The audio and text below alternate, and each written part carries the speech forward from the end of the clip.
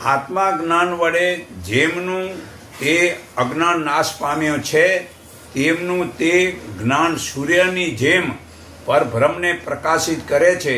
તે પરમાત્માના જ્ઞાનમાં જે સ્થિર છે, જેઓ પરમાત્માના ભાવે તેમાં જ સ્થિર છે, તેઓ જ પાપ વિનાના જન્મ મરણના બંધનથી છૂટે છે. તેવા જ્ઞાનીઓ વિધાવાળા કૂતરામાં, ગાયમાં, બ્રાહ્મણમાં તથા ચંડાળ વગેરેમાં સમાન દ્રષ્ટિભાવ રાખે છે.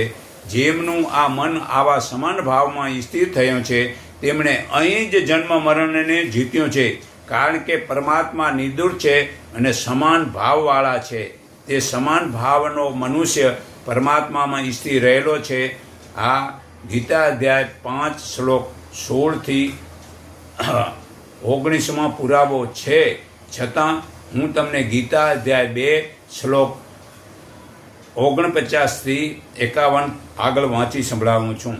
હે અર્જુન, સકામ કર્મ બુદ્ધિ યોગ અને સમત્વ બુદ્ધિયુક્ત નિષ્કામ કર્મથી ઘણું હલકું છે. માટે સમત્વ બુદ્ધિમાં તું શરણ લે, કેમ કે કર્મના ફળની લાલચ રાખનાર સકામ પુરુષો તે પામર ને દયાને પાત્ર છે. સમસ્ત બુદ્ધિવાળો પુરુષ પુણ્ય અને પાપ બંને અહીં જ તજી દે છે.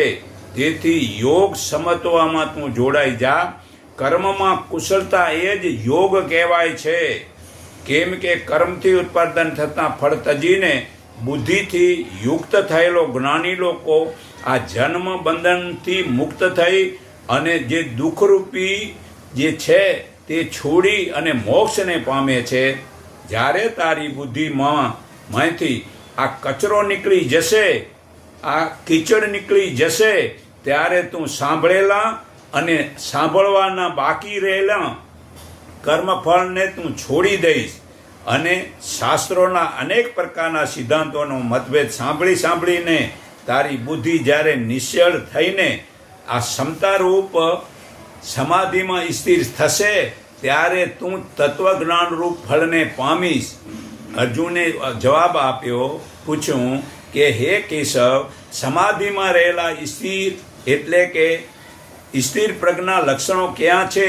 તે મનુષ્ય સ્થિર બુદ્ધિવાળો હોય ને બોલવા, ચાલવા, બેસવા, ઉઠવા વગેરેમાં કેવી રીતે વર્તે છે? તો શ્રી ભગવાન બોલ્યા, હે પાર્થ, જ્યારે મનુષ્યના મનમાં સર્વે કામનાઓ તજી દે છે અને આત્મા વડે આત્મામાં સંતોષ પામે છે, તેને જ સ્થિર પગ કહેવાય છે. દુઃખોની પ્રાપ્તિ પામવા